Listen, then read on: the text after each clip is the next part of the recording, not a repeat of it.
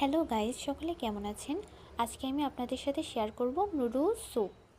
এটি বানাতে গেলে প্রথমেই তাওয়াটি গরম করে নেব। তাওয়াতে বিভিন্ন ধরনের মশলা, যেমন যেটাকে আমরা ভাজা মশলা বলি, সেটা ভাজি করে নেব। এটা নুডলসে পরে দেব। তারপরে পেঁয়াজ ভেজে নেব। তারপর ওর ভেতরে আলু, টমেটো এগুলো ভেজে নেব।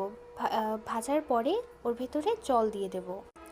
জলটা যখন একটু গরম হয়ে যাবে, তখন তার মধ্যে নুডলসটি দিয়ে দেব। নুডলসটি দেওয়ার পরেই যে মশলাগুলো বাকি থাকবে সবগুলো দিয়ে দেব। নুডলসের মশলা, তারপরে যেই ভাজাগুলোটা করেছিলাম ওইটা দেব। ওটা দেওয়ার পরে একদম শেষে যে একটা ডিম ফাটিয়ে নিয়েছিলাম ওটা দিয়ে দেব। এটাই আজকের রেসিপি। ভিডিওটি ভালো লেগে থাকলে অবশ্যই লাইক, কমেন্ট এবং শেয়ার করবেন, আর সাবস্ক্রাইব করে আমার পাশে থাকবেন।